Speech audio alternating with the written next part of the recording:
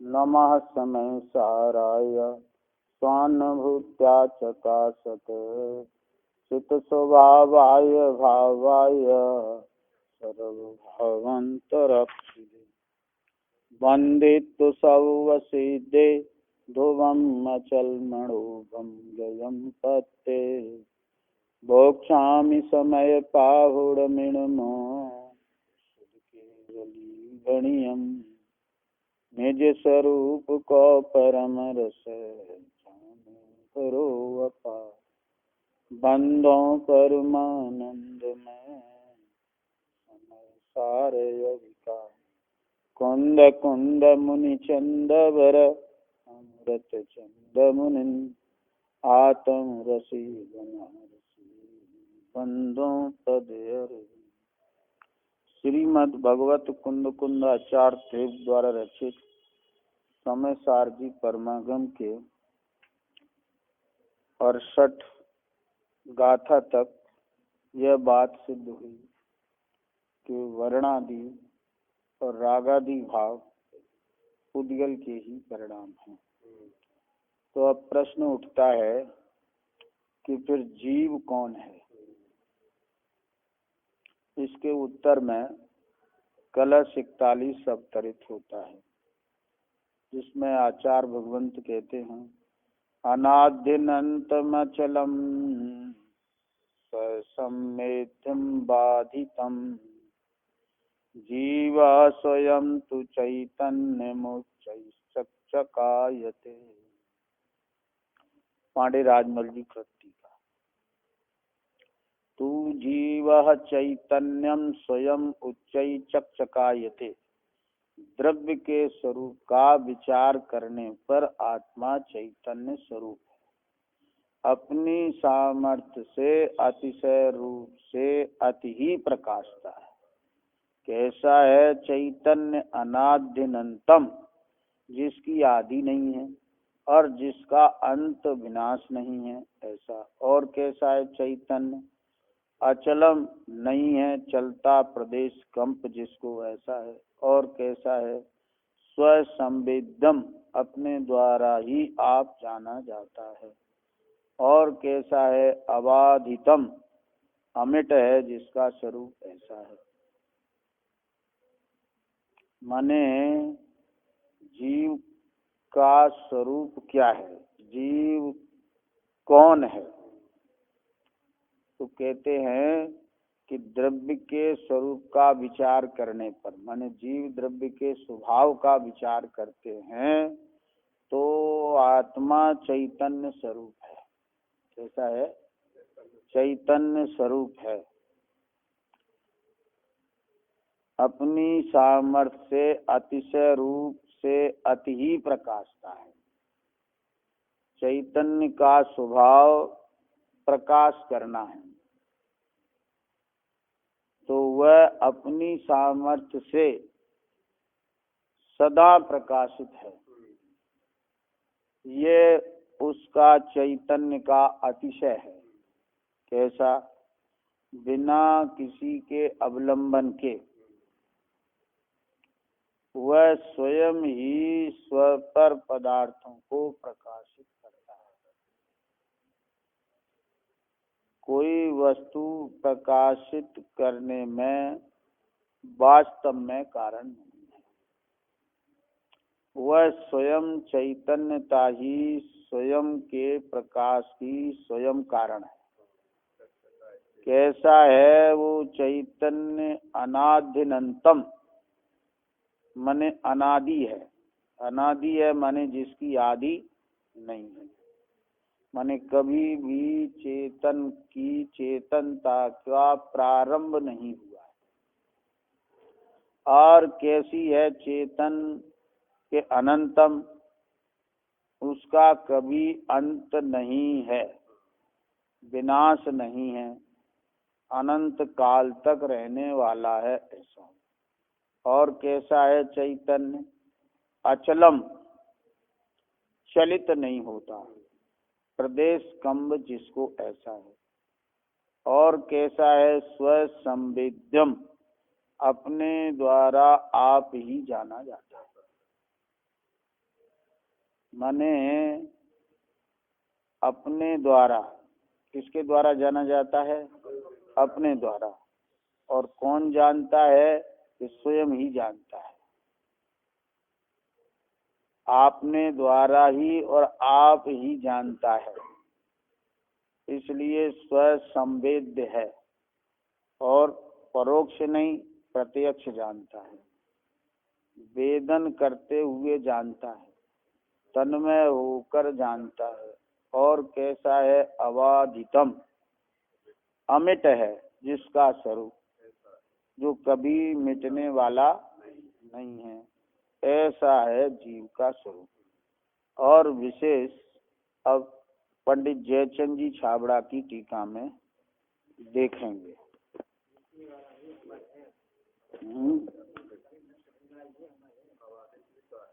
उससे पहले इस कलश का पद्यानुवाद पढ़ते हैं। स्वानुभूत में प्रगट जो अचल अनादि अनंत, स्वयं जीव चैतन्य में जगमगात यत्यंत। अर्थ जीव चैतन्य स्वरूप है। यह अपने आप अतिशय से चमत्कार रूप प्रकाशमान है। यह कैसा है? कि अनादि है, अर्थात किसी भी काल में नवीन उत्पन्न नहीं हुआ है। अनंत है, अर्थात जिसका किसी भी काल में विनाश नहीं है। अचल है, अर्थात कभी भी चैतन्य पने से अन्य रूप चलायमान नहीं होता। स्व संवेद्य है, अर्थात स्वयं से ही जाना जाता है। और स्फुट है, अर्थात प्रगट है, छिपा नहीं है। क्या समझना?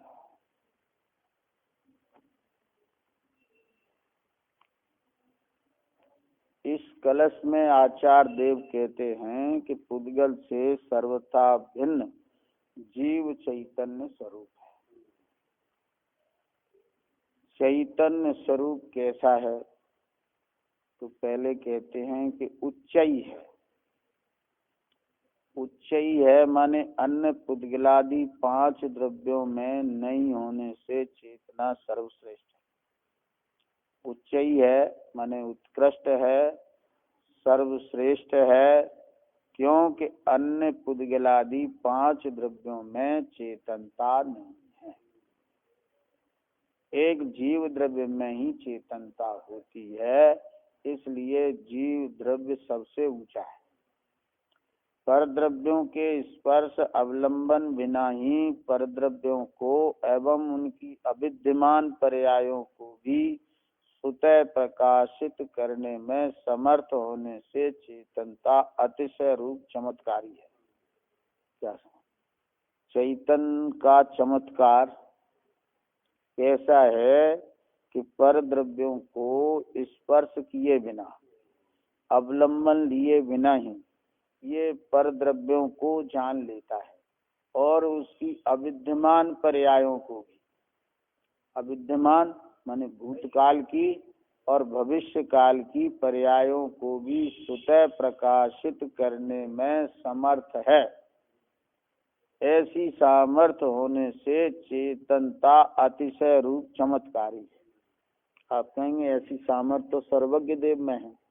इस सर्वज्ञ देव में तो पूर्णतः रूप से है, लेकिन वो भी तो जीव हैं और उनकी चेतनता का ही तो ये चमत्कार है।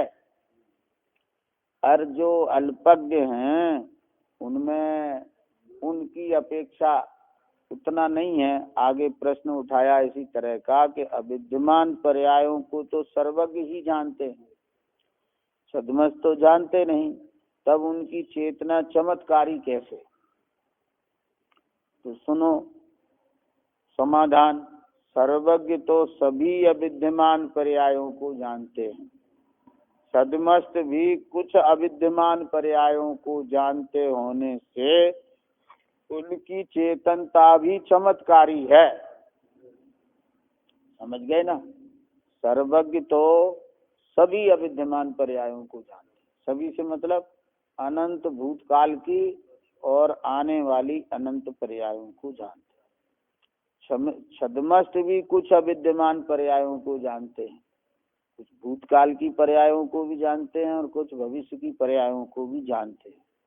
ऐसी उनकी चेतना भी चमत्कारी है। कैसे? आगामी भविष्य को ज्योतिषी जानते हैं ना। भविष्य में बनने वाले मंदिरों के नक्शे भी पहले ज्ञान में ही बनते हैं। कहाँ बनते हैं? ज्ञान में बनते हैं। फिर कंप्यूटर में बनते हैं, फिर कंप्यूटर से फिर वो पत्थर आदि से निर्मित होकर बनता है मंदिर। नए यंत्र कंप्यूटर आदि पहले ज्ञान में ज्ञात हुए, जिनकी नई खोज हुई ना, वो पहले ज्ञान में उत्पन्न हुए थे। क्या समझ में है? हाँ, जो नई रिसर्च है वैज्ञानिकों की आती हैं, तो वो कहाँ से आती हैं? कि वो आगे होने वाली थी, वो उनके पहले ज्ञान में आती है, तभी तो वह आगे जो है उसके अनुसार कार्य होता है। आगे बनने वाले कैलेंडर भी ज्ञान में ज्ञात होते हैं। 100 वर्ष के कैलेंडर बन जाते हैं। क्या समझ? तो कैलेंडर पहले ही बन जाते हैं, तो विज्ञान में बनते हैं कि नहीं बनते? तभी तो।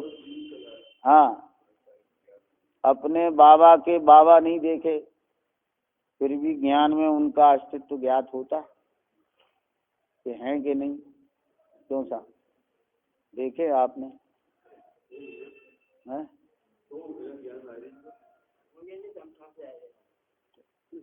सिद्ध हुआ नहीं कि हुआ? ये बात सत्य है कि नहीं? कि नहीं देखे फिर भी ज्ञान में उनका अस्तित्व ज्ञात होता है। जिनवाणी श्रवण करने वाले लोकालोक एवं त्रकालवर्ती पदार्थों को अपनी योग्यता अनुसार जानते ही होने से छद्मस्त का ज्ञान भी चमत्कारी है। क्या समझ में?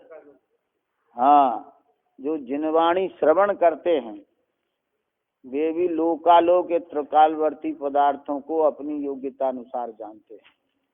सूझे लोकालोक, जा वाणी के जानते हैं, सूझे लोकालोक। अपन भी लोकालोक को जानते हैं, तो जिनवाणी जानती है कि जिनवाणी तो कहती है, जानते तो अपनी हैं। जिनेंद्र भगवान जानते थे और अपन जानते हैं।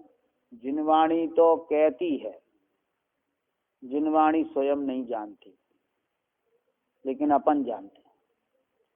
तो लोकालोक एवं त्रकालवर्ती पदार्थों की अपनी योग्यता अनुसार जानते ही होने से छद्मस्त का ज्ञान भी चमत्कारी है। क्या? ये ज्ञान की उच्चता है। फिर कहते हैं और जीव कैसा है कि अनादि है। ये दूसरा विशेषण है। अनादि है अर्थात किसी भी काल में नया उत्पन्न नहीं हुआ। किसी भी काल में नया उत्पन्न नहीं हुआ है, अतः अनुत्पन्न अजन्मा होने से अनादि है। कैसा है? अनादि है। क्यों? कि कभी नया उत्पन्न नहीं हुआ, और अनुत्पन्न होने से, अजन्मा होने से जीव अनादि है। और जीव कैसा है? चौथा पॉइंट, वो तीसरा पॉइंट, अनंत है। अनंत अर्थात जिसका किसी भी काल में विनाश नहीं है। कभी भी अनंत अनंत अनंत अनंत काल बीत जाने के बाद भी इस जीव का नाश नहीं होने का। चाहे ये 4 गति में घूमे, चाहे निगोद जाए, चाहे मोक्ष जाए, पर इसका नाश कभी नहीं होता। अविनाशी होने से जीव अनंत। चौथा विशेषण है, और जीव कैसा है कि अचल है। अचल है अर्थात कभी चैतन्य पने से अन्य रूप चलायमान नहीं होता। अतः जीव कभी भी अपने चैतन्य स्वरूप से चलित नहीं होता। अपने चैतन्य स्वरूप से अन्य रूप नहीं होता। चेतन चेतन ही रहता है। जड़ की संगति करे तो भी जड़ होता नहीं है जीव। इसलिए जीव अपने चैतन्य स्वरूप से कभी भी चलायमान नहीं होता, इसलिए अचल है। अब प्रश्न आता है कि जीव स्वरूप से चलित नहीं हुआ तो मिथ्या दृष्टि कैसे? आप कह रहे हो कि अब अपने स्वरूप से कभी चलित नहीं होता है, तो चलित नहीं हुआ तो जीव मिथ्या दृष्टि कैसे? तो समाधान सुनो। मिथ्या दृष्टि है फिर भी वह अपनी चैतन्यता से क्या चलित नहीं होता? मिथ्या दृष्टि है फिर भी वह अपनी चैतन्यता से चलित नहीं होता। मिथ्या दृष्टि पना तो श्रद्धा का विकार है, चेतनता का नहीं है। क्या कह रहे हैं? तो मिथ्या दृष्टि पना जो विकार है वो श्रद्धा गुण का विकार है, चेतन का विकार नहीं है। इसलिए वह चेतनता नहीं है। चेतनता तो चेतनता रूप ही रहने से अचल ही है। चेतनता तो चेतनता रूप ही रहती है, इसलिए वह अचल ही है। अब पांचवा वचन आता है कि जीव कैसा है कि स्व संवेद्य है। क्या समझ में आया? स्व संवेद्य है अर्थात स्वयं ही जाना जाता है, स्वयं से ही जाना जाता है। क्या? स्वयं से ही जाना जाता है। पर को जानने वाला तो जीव है, और जीव को जानने वाला कौन है? तो स्वयं ही जानता है और स्वयं से ही जानता है और स्वयं को भी जानता है। अतः सभी जीवों के सदा काल स्व संवेदन प्रत्यक्ष है। क्या समझ? कहते हैं कि प्रत्यक्ष ज्ञान कहाँ, अभी परोक्ष ज्ञान है। तो परोक्ष ज्ञान तो वह पुद्गल पदार्थ को इंद्रियों के निमित्त से जानता है, तो वो परोक्ष है। लेकिन मैं आत्मा हूँ, मेरे में ज्ञान है, इसके लिए किसी इंद्री का आलंबन नहीं होता। समझ में आया ना? सुख दुख का अनुभव होता है, आत्मा में सुख दुख का अनुभव होता है। वह सुख दुख भी स्व संवेद्य है। क्या? उसमें कोई इंद्रिय निमित्त नहीं है। तो इस प्रकार सभी जीवों के सदा काल स्व संवेदन प्रत्यक्ष है। ज्ञान का अनुभव, सुख दुख का अनुभव, ये प्रत्यक्ष है। मैं सुखी मैं दुखी इत्यादि रूप स्व संवेदन प्रत्यक्ष सभी जीवों को वर्तता है।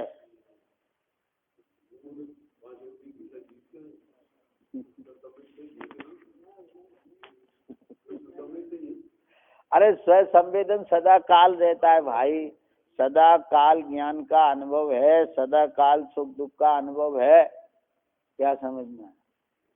अरे सुख का नहीं तो दुख का अनुभव है। अनुभव तो सदा काल रहता है ना, संवेदन रहता है ना स्वयं, और उसमें कोई इंद्रिय का अवलंबन नहीं होता, इसलिए वह प्रत्यक्ष है, सभी जीवों को वर्तता है। ऐसा परम अध्यात्म तरंगणी में आया है।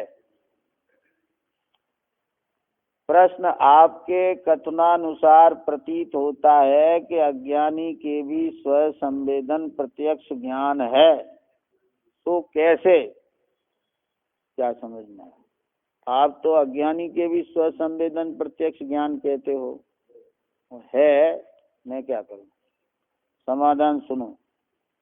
सभी जीवों को अपने ज्ञान का संवेदन अनुभव इंद्रियों के बिना ही होने से ज्ञान स्व संवेदन प्रत्यक्ष ही है, परंतु अज्ञानी के ज्ञान में ज्ञेय मिश्रित ज्ञान का अनुभवन होने से अज्ञानी का ज्ञान मिथ्या ज्ञान कहलाता है। स्व संवेदन तो सबको है, ज्ञानी अज्ञानी सबको, पर अज्ञानी का ज्ञान मिथ्या क्यों कहलाता है कि वह ज्ञेय और ज्ञान का भेद नहीं करता, मिलाकर एक रूप जानता है। ज्ञेय मिश्रित ज्ञान का अनुभवन होने से अज्ञानी का ज्ञान मिथ्या ज्ञान कहलाता है। जब अज्ञानी ज्ञेयों का लक्ष्य छोड़कर इंद्रिय ज्ञेयों से भिन्न ज्ञान को आत्मीयता से अनुभवता है, तब वही ज्ञान सम्यक ज्ञान हो जाता है। क्या अज्ञानी ही सम्यक ज्ञानी होते हैं? तो अज्ञानी कब होते हैं? कि जब ज्ञेयों का लक्ष्य छोड़कर इंद्रिय और ज्ञेयों से भिन्न ज्ञान को आत्मीयता से अनुभवते हैं। ज्ञेय और इंद्रिय का लक्ष्य छोड़ देते हैं और ज्ञेयों से भिन्न ज्ञान का जो आत्मीयता से अनुभव होता है, तब वही ज्ञान सम्यक ज्ञान हो जाता है। अतः सभी जीवों को स्व संवेदन प्रत्यक्ष ज्ञान है। कैसा ज्ञान है? स्व संवेदन प्रत्यक्ष ज्ञान है। ऐसी विशेष स्पष्टता के लिए केवल ज्ञान स्वभाव पृष्ठ 119 122 पर आप विशेष विस्तार से देख सकते हैं। क्या समझना है?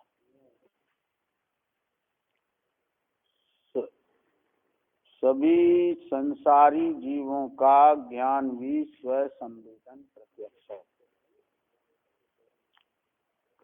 सम्यक ज्ञानियों का, वीतरागियों का ज्ञान तो स्व संवेदन प्रत्यक्ष है ही, लेकिन संसारियों का ज्ञान भी स्व संवेदन प्रत्यक्ष है। ऐसा ज्ञान का स्वभाव ही है।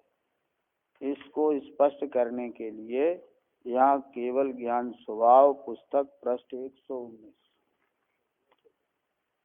प्रश्न है कि स्व संवेदन प्रत्यक्ष ज्ञान ज्ञानी को है या अज्ञानी को? स्पष्ट करो।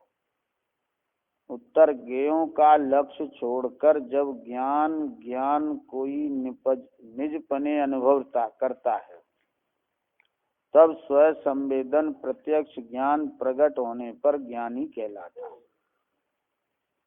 ज्ञेयों का लक्ष्य इस जीव का अनादि से चला आ रहा है। जब ये जीव ज्ञेयों का लक्ष्य छोड़ता है और जब ज्ञान को ही निजपने अनुभव करता है कि ये ज्ञान है सो ही मैं हूँ, ऐसा अनुभव करता है, तब स्व संवेदन प्रत्यक्ष ज्ञान प्रकट होने पर ज्ञानी कहलाता है। क्या समझना? ऐसा भी शास्त्रों में कथन है, परंतु स्वभाव दृष्टि से देखें तो सामान्यपने सभी जीवों के ज्ञान में निज ज्ञान का वेदन अनुभव होने से ही ज्ञान स्व संवेद्य है। समझ में आया? सम्यक दृष्टि का स्व संवेदन प्रत्यक्ष बताया। अब कहते हैं स्वभाव दृष्टि से अगर देखें तो सामान्यपने सभी जीवों के ज्ञान में निज ज्ञान का ही वेदन अनुभव है। इसका अनुभव है, अपने ही ज्ञान का वेदन अनुभव है। इसलिए ज्ञान स्व संवेद्य ही है, पर का वेदन नहीं होता, पर का अनुभव नहीं होता। अपने ज्ञान में अपने ज्ञान का ही वेदन अनादि से हो रहा है। इसलिए ज्ञान स्व संवेद्य ही है और ज्ञान में ज्ञान का अनुभव इंद्रिय निमित्त बिना ही होने से ज्ञान प्रत्यक्ष ही है। और जो अज्ञानी है, मिथ्या दृष्टि है, उससे पूछो कि तेरे आत्मा में ज्ञान है, तो वह अपने अनुभव से कहता है कि हाँ ज्ञान है। तो उस अज्ञानी ने भी ज्ञान को जाना तो उसमें कोई इंद्रियां निमित्त नहीं है, इसलिए वह ज्ञान प्रत्यक्ष ही है। ऐसे भी कथन शास्त्रों में हैं, बहुत है। अब प्रश्न आता है, आद्य परोक्ष मोक्ष शास्त्र जी में आदि के दो मति श्रुत ज्ञान परोक्ष कहे हैं, सो कैसे? तो उत्तर सुनो। पर ज्ञेयों को जानने की अपेक्षा से मति श्रुत ज्ञान को परोक्ष कहा है। इसकी अपेक्षा से, पर ज्ञेयों को जानने की अपेक्षा से, क्योंकि पर ज्ञेयों का जाननपना है, उसमें इंद्रियों का अवलंबन है। इसलिए वह परज्ञेयों का जानना रूप जो मति श्रुत ज्ञान है वो परोक्ष का है, परंतु स्वज्ञेय रूप ज्ञान के जानने में तो इंद्रिय अवलंबन है नहीं। चाहे कोई भी जाने अपने कि मेरे में ज्ञान है, ऐसा जानने में कोई इंद्रिय का अवलंबन है नहीं। अतः ज्ञान में ज्ञानानुभव प्रत्यक्ष ही है। इसलिए केवल ज्ञान के अंश रूप मति श्रुत ज्ञान अवयव के प्रत्यक्ष होने पर केवल ज्ञान रूपी अवयवी को परोक्ष कहना युक्त नहीं है,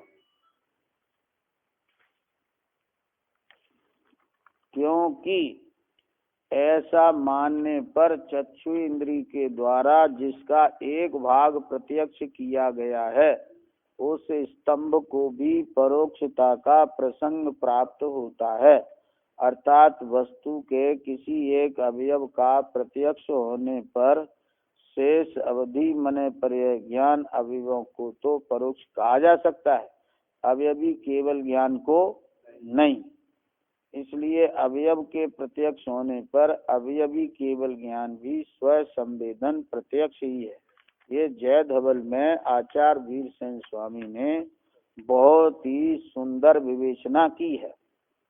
क्या विवेचना की है, जरा फिर से सुनो कि केवल ज्ञान के अंश रूप अवयव, क्या समझना, केवल ज्ञान के अंश रूप अवयवों को दो प्रकार से लिया है, एक मति श्रुत ज्ञान रूप और एक अवधि मन पर्याय ज्ञान रूप। समझ में आना? केवल ज्ञान तो अंश ही को कहते हैं। केवल ज्ञान के अंश रूप दो भेद किए, एक मति श्रुत ज्ञान और अवधि मन पर्याय ज्ञान। और मति श्रुत ज्ञान परोक्ष है, ऐसी आगम में प्रसिद्ध चर्चा है। परंतु यहाँ वीरसेन स्वामी कहते हैं ये मति श्रुत ज्ञान अवयव के प्रत्यक्ष होने पर, माने मति श्रुत ज्ञान रूप जो अवयव है वो प्रत्यक्ष है, तो फिर केवल ज्ञान जो अवयवी है वो परोक्ष कहना युक्त नहीं है। उसको फिर परोक्ष क्यों कहना? सवाल इस बात का है कि पहले ये बात समझ में आना चाहिए कि मति श्रुत ज्ञान प्रत्यक्ष है कि परोक्ष है, और अवधि मने पर्याय ज्ञान प्रत्यक्ष है कि परोक्ष है। शास्त्रों में ये चर्चा बहुत पाई जाती है कि मति श्रुत ज्ञान तो परोक्ष है और वो अवधि मने पर्याय ज्ञान प्रत्यक्ष है। और दो और तीन अज्ञान और जोड़ लो इसमें, क्या समझना कि कुमति कुश्रुत और को अवधि, तो उसमें कुमति कुश्रुत तो परोक्ष ही है और को अवधि प्रत्यक्ष है। तो चार ज्ञान परोक्ष हो गए और तीन प्रत्यक्ष हो गए। चार ज्ञान कौन से? कुमति कुश्रुत और कुमत और मति और श्रुत, ये चार तो हो गए परोक्ष, और अवधि और मने पर्याय ज्ञान हो गया प्रत्यक्ष, और कुअवधि ज्ञान और जोड़ लेना, वो भी प्रत्यक्ष है, देश प्रत्यक्ष है। अब सवाल इस बात का है कि यहाँ तो वीरसेन स्वामी कुमति कुश्रुत और मति और श्रुत ज्ञान को प्रत्यक्ष कह रहे हैं,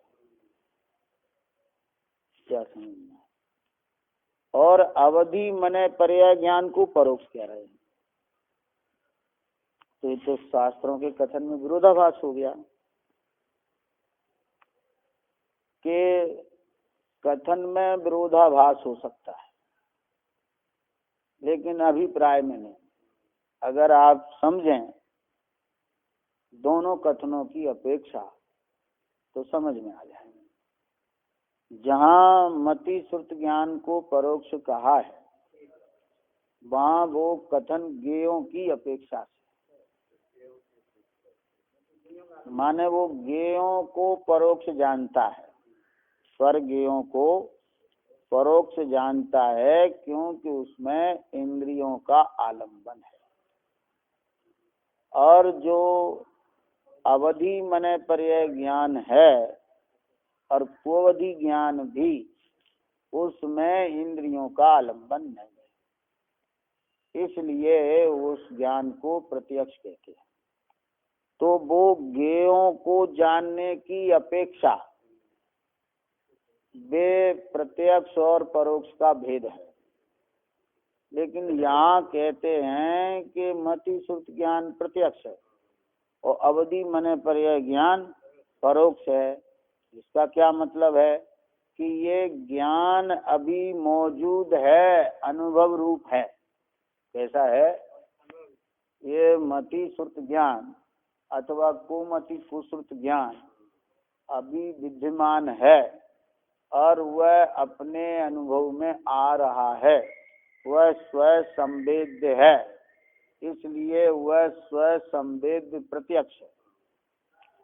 और जो कुअवधि अवधि और मने पर्याय ज्ञान है वे अभी हैं नहीं, उनको आगम की आज्ञा से जानते हैं। कैसे जानते हैं? आगम की आज्ञा से जानते हैं, इसलिए वे परोक्ष हैं। क्या समझ में आया? वे ज्ञान परोक्ष हैं क्योंकि अभी है नहीं, आगम की आज्ञा से जानते हैं। और ये जो मति श्रुत ज्ञान है ये अभी अनुभव रूप है, स्वयं संवेद्य हैं, प्रत्यक्ष हैं, इंद्रियों से नहीं जाने जाते हैं। ये जाने जाते हैं, ज्ञान नहीं जाना जाता इंद्रियों से। समझ में आया ना? बात समझ में आ रही है ना? ये जाने जाते इंद्रियों से, ज्ञान इंद्रियों से नहीं जाना जाता। इसलिए जो ज्ञान वर्तमान में अपने अंदर मौजूद है वो प्रत्यक्ष है और वह केवल ज्ञान का अंश है। केवल ज्ञान ये ज्ञान की पूर्णता है और ये उसका अंश है। जैसे दौज का चंद्रमा है, वो चंद्रमा का ही अंश है। तो ये अंश प्रकट है। समझ में आया ना? तो अंशी परोक्ष कैसे हो गया? समझ में आया ना? जिसने पानी में हाथी की सूंड देखी है तो उसके लिए वो उसके पैर और पेट परोक्ष कहे जा सकते हैं। सूंड प्रत्यक्ष है तो हाथी प्रत्यक्ष हुआ कि परोक्ष? प्रत्यक्ष हुआ ना। आप कहेंगे हमने प्रत्यक्ष देखा है, तो सूंड देखी है तो सूंड हाथी से अलग थोड़ी होती है। क्या समझ में? वो हाथी ही है। तो सूंड प्रत्यक्ष है तो वह हाथी परोक्ष कैसे हो गया? इसलिए हाथी को परोक्ष कहना युक्त नहीं है। उसके पैर कैसे थे? क्या समझ में आया? तो कहते वो नहीं देखे। हाथी देखा था कि हाँ हाथी देखा था, तो उसके पैर कैसे थे कि पैर नहीं देखे थे। पैर में कुछ बंधा था तो पैर नहीं देखे थे। तो पैर का जानना परोक्ष हुआ, परंतु सूंड का देखना और हाथी का देखना परोक्ष है, प्रत्यक्ष है। परोक्ष क्या हुआ? पैर परोक्ष हुए। जैसे अभी हम आपके सामने बैठे हैं तो हमारा आगे का हिस्सा आपको दिख रहा है, तो ये प्रत्यक्ष है। तो पीठ है कि नहीं? जो नहीं दिख रही है वो है कि नहीं, कि वो अनुमान से सिद्ध हो रही है तो, लेकिन वह परोक्ष है। तो हम परोक्ष हैं कि हम प्रत्यक्ष हैं? हम प्रत्यक्ष, पीठ परोक्ष। इसी प्रकार मति श्रुत ज्ञान जो केवल ज्ञान का अवयव है वो प्रत्यक्ष है, क्योंकि वो अनुभव रूप है। और जब वो अंश प्रत्यक्ष है तो अंशी केवल ज्ञान परोक्ष कैसे? तो उसको परोक्ष कहना युक्त नहीं है, क्योंकि ऐसा मानने पर चक्षुंद्री के द्वारा जिसका एक भाग प्रत्यक्ष किया गया है उस स्तंभ को भी परोक्षता का प्रसंग प्राप्त होता है। अब ये आपके सामने स्तंभ है, खम्भ। अरे ये स्तंभ, ये खम्भ है ना। हाँ, तो ये आपको दिख रहा है ना, इसका कुछ भाग दिख रहा है। तो फिर ये स्तंभ आपको प्रत्यक्ष है कि नहीं? ये प्रत्यक्ष है। अब जो नहीं दिख रहा है भाग, वो परोक्ष कहा जा सकता है, उसको परोक्षता का प्रसंग प्राप्त होता है। अर्थात वस्तु के किसी एक अवयव का प्रत्यक्ष होने पर शेष अवयवों को तो परोक्ष कहा जा सकता है। माने इस स्तंभ की जो पीछे का भाग है उसको परोक्ष कहा जा सकता है,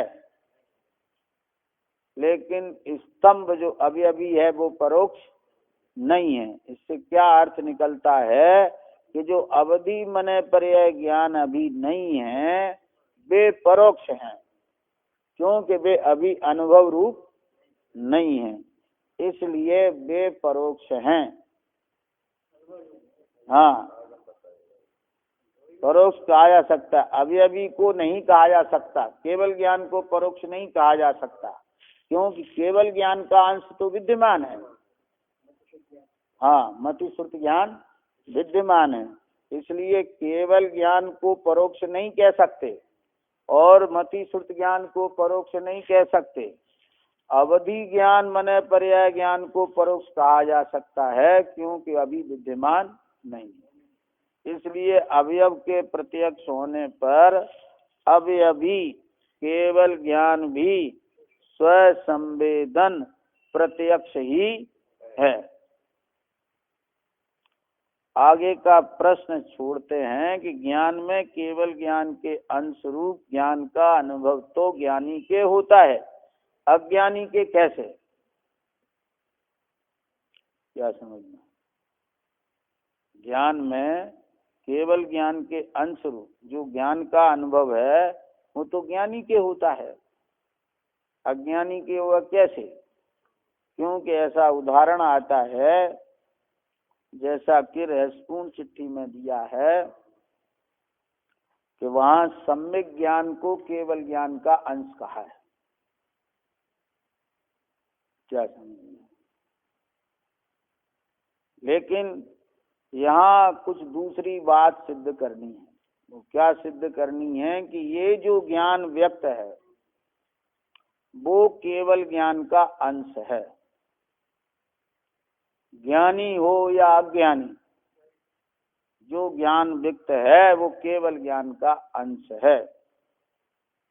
जो केवल ज्ञान के अंश रूप ज्ञान का अनुभव ज्ञानी के होता है वो बात यहाँ नहीं। यहाँ तो अज्ञानी का जो ज्ञान है वो केवल ज्ञान का अंश है।